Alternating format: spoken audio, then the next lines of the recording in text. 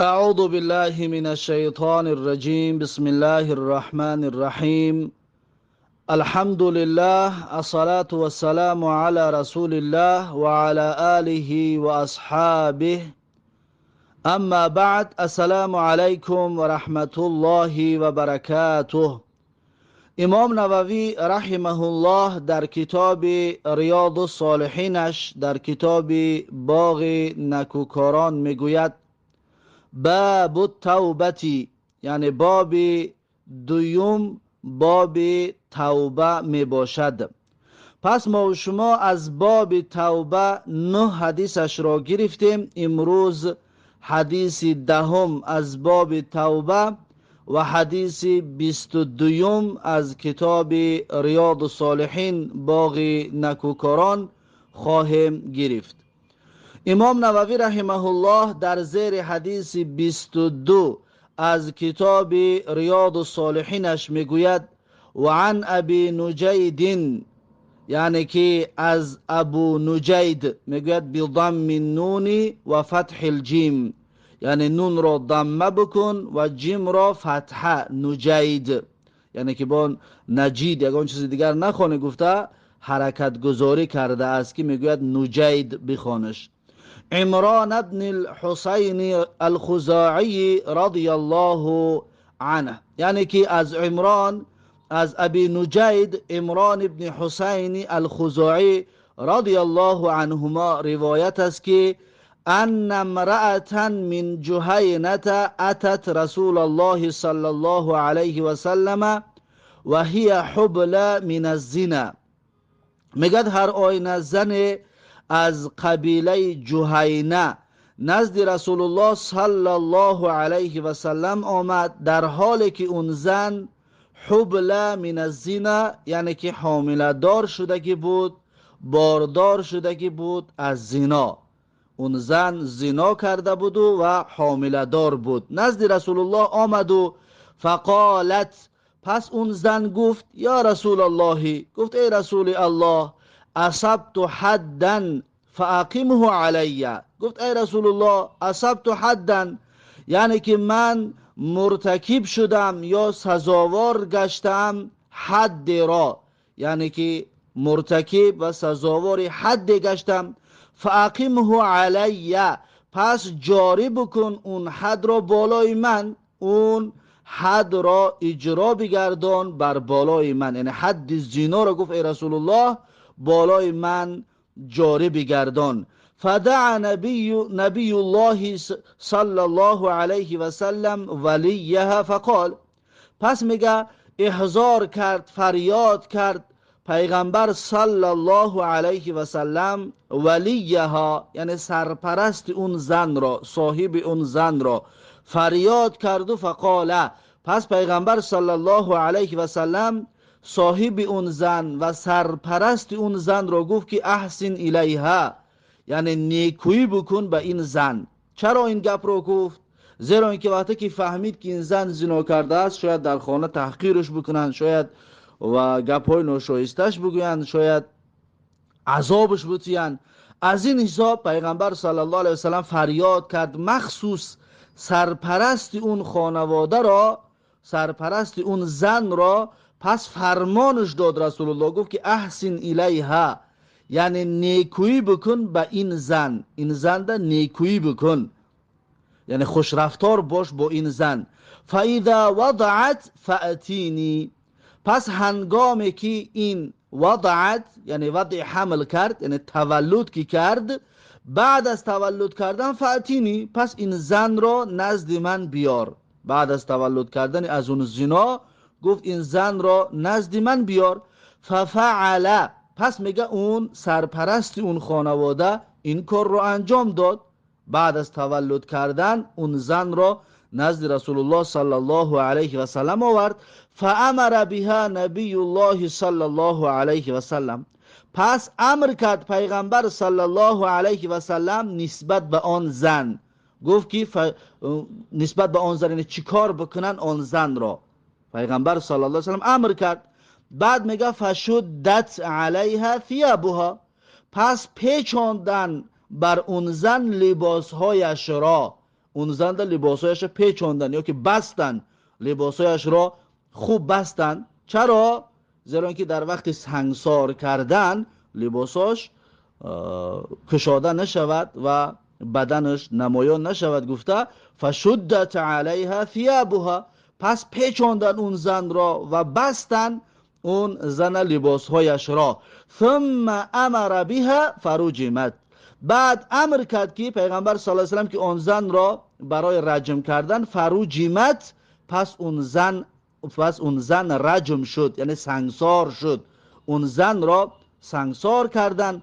ثم صلی علیها، بعد پیغمبر صلی الله علیه و سلم خودشان بر بالای اون زن نماز جنازه خواندند. خودی رسول الله صلی الله علیه و سلم امام شدند و بر اون زن بعد از اجرا شدن رجم، سنگسار، اون را نماز جنازه اش رو خودی رسول الله خواندند. فقال له عمر، پس حضرت عمر رضی الله عنه پیغمبر را گفتند که تصلی علیها یا رسول الله و قد زنت، گفتند ای رسول الله آیا خود شما نماز میخوانید بر این زن که این زن زنا کردگی است؟ یعنی این زن زنا کرده است ای رسول الله، آیا خود شما بر این زن نماز جنازه رو میخوانید؟ قال، میگه رسول الله صلی الله علیه و سلم گفتند که لقد تابت توبتا، رسول الله گفتند که واقعا این زن توبه کردگی هست.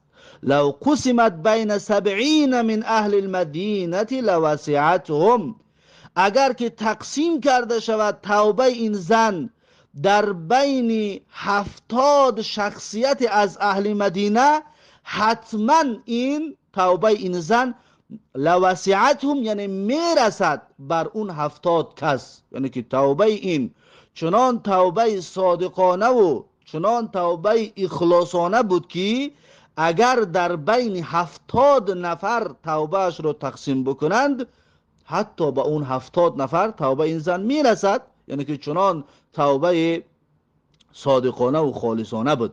و هل وجدت افضل من ان جادت بنفسها لله تعالی، اکنون رسول الله صلی الله علیه وسلم حضرت عمر را گفت که هل وجدت، آیا تو دیدگی هستی که افضل من ان جادت بنفسها، یعنی که بهتر و خوبتر از این که انجادت، از این که گفت فدا بکند بنفسها، یعنی جانش را برای الله سبحانه و تعالی، انجادت بنفسها، فدا بکند و تسلیم بکند جانش را برای الله سبحانه و تعالی، گفت از این افضلتر تو دیدگی هست ای عمر؟ یعنی که پیغمبر صلی الله علیه و سلم که حضرت عمر را این طور سوال که کرد، یعنی قانعش گردانید که یعنی این زن است که جانش را فدا و جانش را تسلیمی الله گردانده است. وقتی که این کاری زنا را انجام داد، بعد آمد و اقرار شد و حتی ببین که خودش طلب کرد این زن و حتی انتظار شد و تولد کرد و بعد از تولد باز آمد و از این راه نگشت که جانش فدای و تسلیمی الله جل جلاله گردد. این حدیث را رواه مسلمون، امام مسلم روایت کرده است. امام مسلم در زیر حدیث 4433 روایت میکند و همچنین امام احمد این حدیث را روایت کرده است در زیر رقم 19861 در کتاب مسندش. پس این بود حدیث 22. این حدیث 22 حدیث است که بسیار دانستن و معلومات در این باره باید هر یک شخصیت داشته باشد. یعنی چی؟ یعنی انسانی که هر کسی که ازدواج کردگی باشد پس از ازدواج کردن به زنا دست بزند، باید اون انسان را سنگسارش بکنند. سنگسار کردن واجب است، یعنی تا مردنش با سنگ میزنن اون کس را. زیرا اینکه چرا؟ یعنی که دلیلشون چی است که انسانی که ازدواج کردگی باشد، چی مرد و چی زن، وقتی زنا میکند سنگسار کرده میشود تا مردنش. دلیلش آیه رجم است. آیه رجم در قرآن وجود داشت که مسلمانان آیه رجم رو میخواندن، حفظش داشتن و به حکمش عمل میکردن. پیامبر صلی الله علیه و سلم و پس از پیامبر صلی الله علیه و سلم خلفای راشدین این حکم را اجرا می کردند، ولی الله جل جلاله با حکمتش الفاظ مربوط به حکم رجم را از کتابش برداشت. میتونیم بگیم که عباره دیگر قطعی که الله سبحانه و تعالی لفظی این آیت را منسوخ کرد، اما حکمش را در این امت تا به روز قیامت باقی گذاشتگی است که هر کسی که ازدواج کردگی باشد، نکاح را دیدگی باشد، چی مرد و چی زن، وقتی زنا میکنن تا مردنشان به سنگ زده می شود، تا مردنشان سنگسار کرده می شود، که این ثابت است در نزد علما و مسلمانان که حکم شرع درباره انسانی که زنا میکند این می باشد. و در این مسئله که این زن خود آمد اقرار کرد که من زنا کردگی هستم، گفته خود زن اقرار کرد. و در مسئله اقرار کردن علما قولها دارند، یعنی که اقرار کردن اصلا به چند گونه هست. یک انسان هست که اقرار میکند به خاطر آنه که حکم شرع در بالای آن تطبیق شود، حکم شرع بالای اون شخص اجرا گردد. علما میگویند که انسانی که زنا کرد بعد پشیمان شد و توبه کرد، توبهش خالصانه باشد، افضل و بهتر و خوبتر این است که اقرار نشود در نزد کسی، این سر رو بین خودش و الله بماند و نرود نزد قاضی، نگوید که من زنا کردم، به کسی نگوید. چرا؟ زیرا اینکه وقتی که اقرار میکند و میگوید پس کشته میشود. اگر زندار باشد، اگر بعد از زندارش این کار کردگی که باشد، کشته میشود. علما میگن که اگر صادقانه توبه کردگی باشد، پس نباید رفته نزد قاضی بگوید که من زنا کردم، نباید این کار را اقرار بکند، بلکه بین خود این انسان و بین الله بماند این کار. و اگر انسانی که زنا کرده است و توبه کردگی است و باز میترسد که روز به این زنا دست میزند، یعنی از خودش باوری ندارد که روز دست میزند، در این صورت این انسان افضل و خوبتر این است که نزد قاضی رفته و اقرار بکند این کارش را، این زناش را، تا اینکه حکم شرعی بالاش تطبیق شود و از دافع دیگر به زنا چنگ زدن محفوظ بماند. این می باشد حکم اعلان کردن. اما کسانی که زنا میکنند و نه به خاطر تطبیق شدن حکم شرعی، بلکه برای تعریف و توصیف در بین مردم میبرند، میگن که من زنا کردم با فلان و فلان و الله پناه بتید فلان جا رفتم فلان کار رو کردم، و زنای کردگیش را وقتی که تعریف و توصیف میکند، رسول الله صلی الله علیه و سلم در حدیث میگوید که کل امتی معافا الا المجاهرین، یعنی تمام امت من بخشیده میشوند بجز آشکار کنندگان، کسانی که آشکار میکنند. ببینید یک انسان زنا کرده است، در شب هیچ کس ندیده است، روز میخیزد در بین مردم کاری کردگیش آشکار میکند. یک انسان رفته است در یک کشور دیگر، الله سبحانه و تعالی با این بدبختی گرفتارش کرده بود که رفت در یک کشور دیگر زنا کرد، هیچ که ندیده بود، میآید تعریف و توصیف میکنه. اینا میگن که انسانی که گناهش را خودش آشکار میکند.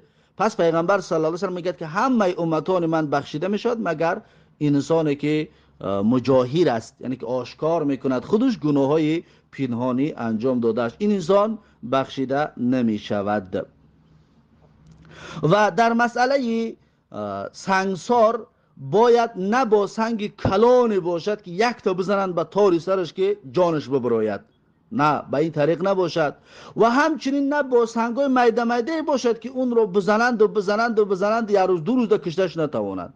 باید با سنگهای میانه باشد، با سنگهای میانه که با کم زدن 5-10 دقیقه زدن ده اون به قتل برسد، یا چند سنگ کش میزنن اون به هلاکت برسد، یعنی به سنگای میانه باشد. چرا؟ یعنی چرا به سنگای میانه و به سنگ کلان نمیزنیم؟ زیرا که انسان وقتی زنا کردگی است، لذت بردگی است از اون زنای کردگیش، بعد سنگ سنگسارش میکنند تا اینکه اون لذت را برده بود در مقابلش عذاب رو ببیند. اون لذت‌های بردگی بدنش عذاب رو ببیند، سنگ سرش میکنه. برام خاطر باید سنگی میانه باشد، نه کلانی که عذاب رو ندیده بمیرد، نه معده ای که بسیاری بد عذابش بتیند، نه معده ای که بسیاری بد عذابش بدهند، بلکه به میانه باشد، یعنی سنگ میانه. زیرا اینکه رسول الله میگه که اذا قتلتم فاحسنوا القتلة، یعنی هنگامی که شما قتل کردید پس نیکو بکنید هیئت کشتنتان را. کشتن باید نیکو انجام داده شود که شریعت ما را در این مسئله به همین امر میکند که سنگای میانه و اون انسان مرد یا زنی که به زنا دست زدگی است، بعد از ثابت شدن این کار که ثابت که شد، حکم شرعی را فقط قاضی میتواند صادر بکند، حاکم میتواند صادر بکند، بعد از اون حکمش را میبرارند و این کار به اجرا میدارند. یک شخصیت، یک گروه، چند نفر جمع شده نمیتوانند حکم رجم را صادر بکنند. یعنی صادر کننده حکم رجم این محکمه ها و دادگاه ها و قاضی و حاکم می باشد بعد از ثابت شدن این تهمت و یا که این جرم و گناه. خب این بود بعضی از معلومات ها در زیر این حدیث 22. بعد از این امام نووی رحمه الله حدیث 11 از دومین باب کتاب ریاض الصالحین از باب توبه می آورد و حدیث 23 از کتاب ریاض الصالحین از کتاب باغ نکوکاران. امام نووی رحمه الله در زیر حدیث 23 کتاب ریاض الصالحینش میگوید و عن ابن عباس رضی الله عنهما، یعنی که از ابن عباس رضی الله عنهما روایت است که ان رسول الله صلی الله علیه و سلم قال، میگه هر آینه رسول الله صلی الله علیه و سلم فرمودند، میگه پیغمبر صلی الله علیه و سلم گفتن که لو ان لابن آدم وادیا من ذهب، میگه اگر که فرزند آدم یک دره، یک وادی از طلا داشته باشد، احب ان یکون له وادیان، فرزند آدم دوست می‌دارد که اون دو وادی و دو دره از طلا داشته باشد. یعنی که انسان اگر که چند قدر مال داشته باشد میخواهد که اون مالش دو چند شود، اون مالش زیاد شود. میگه ولن یملأ فاه الا تراب، یعنی که پر نمی کند دهان انسان را بجز خاک. خاک است که دهان انسان را پر میکند، چشم انسان را سیر میکند. یعنی انسان تا مردنش دنیا را طلب میکند، مال را طلب میکند تا زمانی که الله سبحانه و تعالی براش توفیق یا قناعت ندهد. در ذیل میگه که انه لا یزال حریصا علی الدنیا، یعنی انسان حریص دنیا است، کوشش میکند برای دنیا را به دست آوردن، برای مال دنیا را به دست آوردن، حتی یموت، تا مردنش انسان از دنبال دنیا است. و یمتلئ فمه من تراب قبره، و پر شود دهان اون انسان به خاک قبرش. یعنی که تا اونی که در خاک برده گذاشتنش انسان دنیا را طلب میکند و دنیا را طلب میکند. و شاعر هم چی زیبا میگوید که چشم تنگ دنیا دوست را، چشم تنگ دنیا دوست را یا قناعت پر کند یا خاک گور. یعنی که انسانی که قناعت، فقط انسان را میتواند که قناعت از طلبیدن زیاد دنیا دور نگهش بدارد، یا خاکی گور، یا میمرد تا مردنش دنیا را طلب میکند. پس پیغمبر صلی الله علیه و سلم میگوید انسان یعنی که چی دارد؟ حریص است، یعنی که از دنبال دنیا است، چی قدر داشته باشد باز هم زیادتر طلب میکند. اگر قناعت داشته باشد این صفت رو با خود ندارد. بعدش میگه که و یتوب الله علی من تاب، یعنی که میپذیرد الله سبحانه و تعالی هر کسی که میپذیرد الله سبحانه و تعالی توبه هر کسی رو که توبه میکند.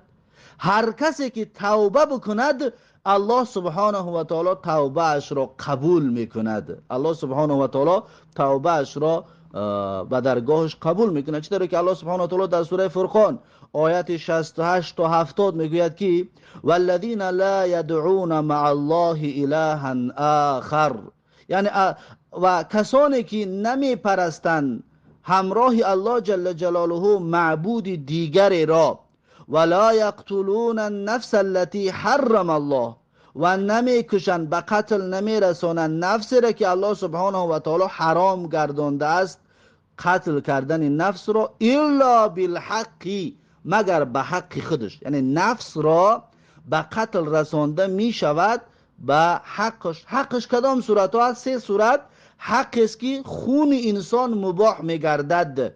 یکمین حالتش اگر مسلمان مرتد شود، مسلمان از دینش روی بگرداند، در اسلام خونش مباح می گردد، به قتل رسانده می شود.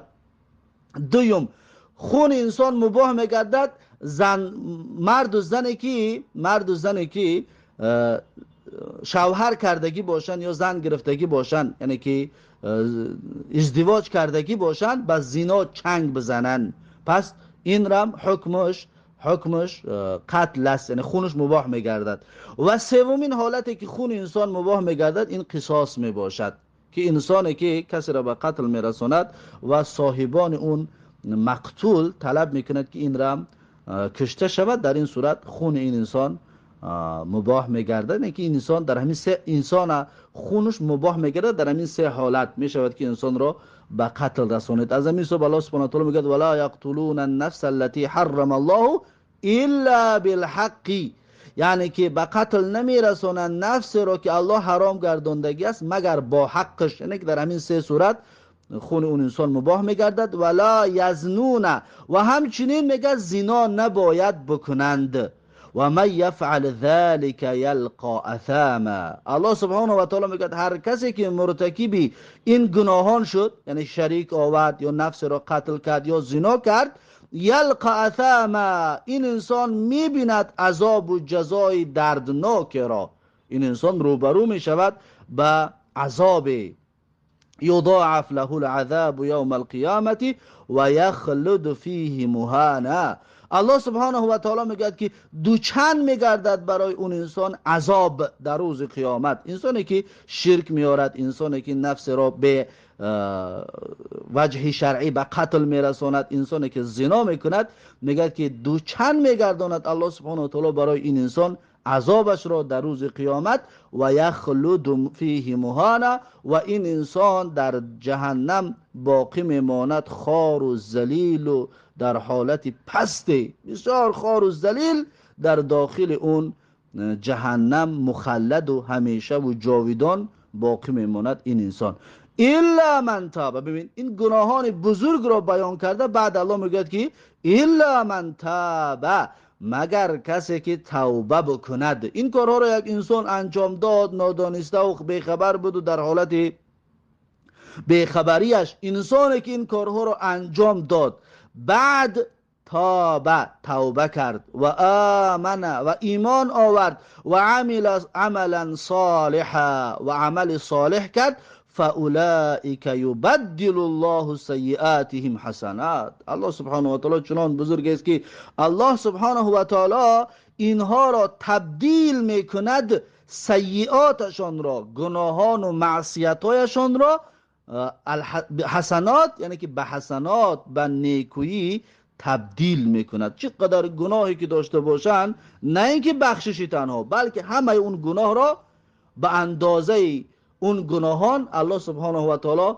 تبدیلش میکند، برمیگرداند اون گناهان را به اجر و به حسنات و به ثواب. الله سبحانه و تعالی برمیگرداند آن گناهان را. این فضل و بزرگی الله سبحانه و تعالی برای کسانی است که توبه بکنند و ایمان بیارند و عمل صالح انجام بدهند. پس توبه کردن عمل بسیار بزرگ است که الله سبحانه و تعالی برای انسان این فضیلت ها را میسر و نصیب میگرداند. و رسول الله میگه و یتوب الله علی من تاب، یعنی که الله سبحانه و تعالی قبول میکند شخصی که توبه کرده باشد. الله توبه شخص توبه کننده را قبول میگرداند. پس توبه عملی خوب است برای انسان که گناهان اون انسان بخشیده می شود. خب بعدش این حدیث متفق علیه هست، یعنی حدیث 23 از کتاب ریاض الصالحین، حدیث متفق علیه هست. امام بخاری این حدیث را روایت کرده است در زیر رقم 6436 در کتاب صحیح بخاریش. و امام مسلم هم این حدیث را روایت میکند در زیر رقم 2418 در کتاب صحیح مسلم. و امام احمد هم این حدیث را در مسندش می آورد زیر رقم 3501. پس این بود حدیث 23. بعد از این امام نووی رحمه الله 12مین حدیثی باب توبه، آخرین حدیثی باب توبه را می آورد و این حدیث 12 از باب توبه از دومین باب کتاب ریاض الصالحین، حدیث 24 از کتاب ریاض الصالحین می باشد. امام نووی رحمه الله در زیر حدیث 24 از کتاب ریاض الصالحینش، کتاب باغ نکوکارانش، میگوید و عن ابی هریره رضی الله عنه ان رسول الله صلی الله علیه و سلم قال، میگوید که از ابو هریره رضی الله عنه روایت است که رسول الله صلی الله علیه و سلم گفتند یضحک الله سبحانه و تعالی الى رجلین یقتل احدهما الاخر یدخلان الجنه. میگه رسول الله صلی الله علیه و سلم میگه یضحک الله، الله سبحانه و تعالی میخندد، همون خنده ای که به خود الله جل جلاله لایق و شایسته و سزاوار می باشد. پس الله سبحانه و تعالی انا همون طور میخندد. به سوی کی میخندد؟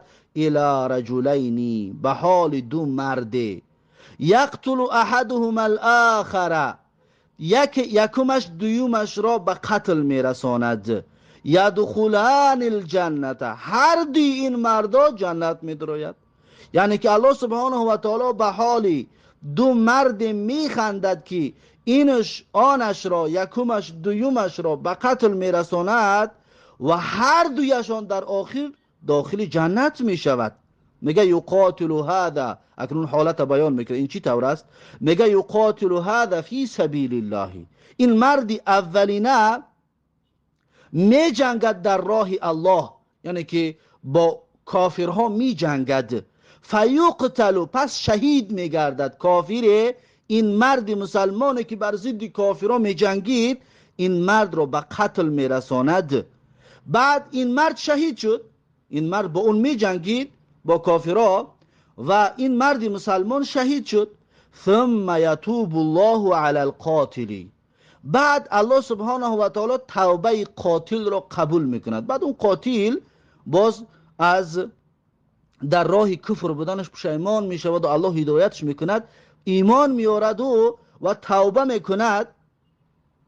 الله سبحانه و تعالی توبهش را قبول میکنه، میگه فیسلمو، پس اون انسان مسلمان میشود. اون کس، اون در زمان کافر بودنش این کسی را شهید گردانده بود، اکنون میگه اون خودش مسلمان میشود. فیستشهد، پس خود شهید میگردد، یعنی باز اون خودش در راه الله میجنگد و شهید میگردد. ببین، اول قاتل بود، مسلمان رو به شهادت رسانید و این مسلمان داخل جنت شد.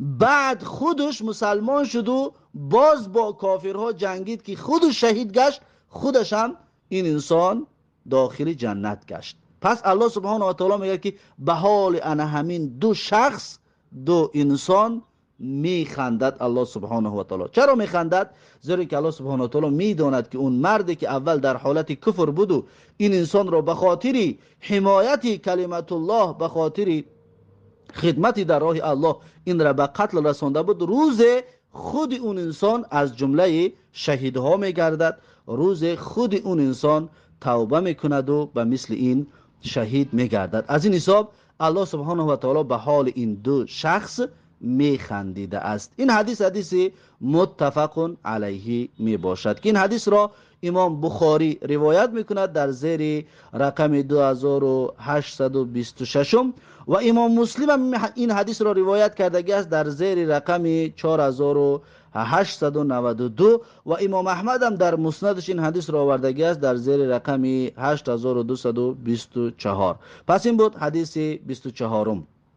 و حدیث 24 یکی از صفاتهای الله جل جلاله را برای ما و شما ثابت می‌گرداند که الله سبحانه و تعالی صفت خنده کردن داشته است. الله میخندیده است، همون طوری که به خودی الله جل جلاله شایسته و لایق و سزاوار باشد. یعنی که الله صفت خندیدن داشته است، چطوری که در این حدیث ما و شما خواندیم.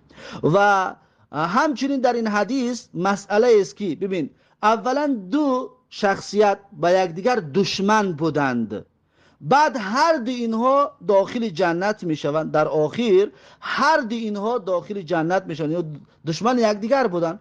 وقتی که داخل جنت کی می شوند، الله سبحانه و تعالی آن دشمنی که در بین دو مسلمان بود، آن عداوت و دشمنی که در بین دو مسلمان بود، الله سبحانه و تعالی اون دشمنی را از بین این دو مسلمان دور میگرداند. چطوری که الله در سوره حجر میگوید که و نزعنا ما فی صدورهم من غل اخوانا علی سرر متقابلین. الله سبحانه و تعالی میگوید که بیرون میکنیم ما آن چیزی که در دل اینها هست از کینه و دشمنی، در دلی اهل جنت آن کینه و دشمنی که در دنیا با یکدیگر داشتن، الله سبحانه و تعالی میگه که ما این را از دلشان دور میگردانیم. اخوانا، ما اینها را میگه با یکدیگر برادر میگردانیم.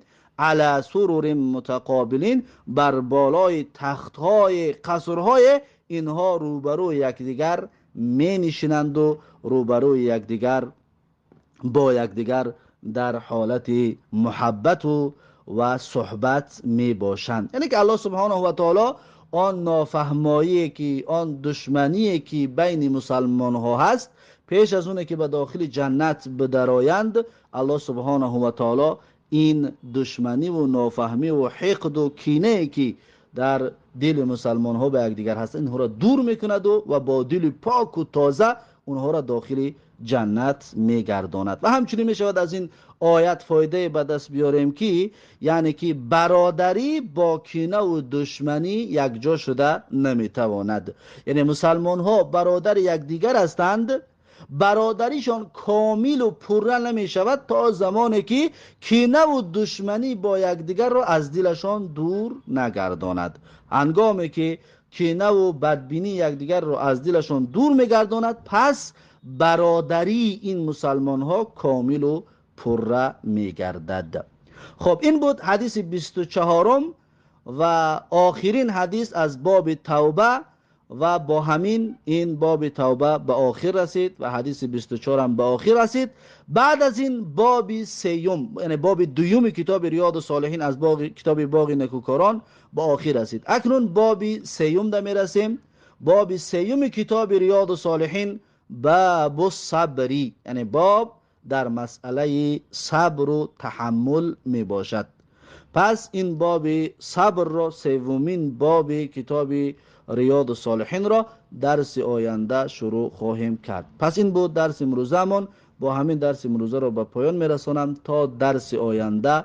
الله حافظ و مددگار. بارک الله فیکم و جزاکم الله خیرا و السلام علیکم و رحمت الله و برکاته.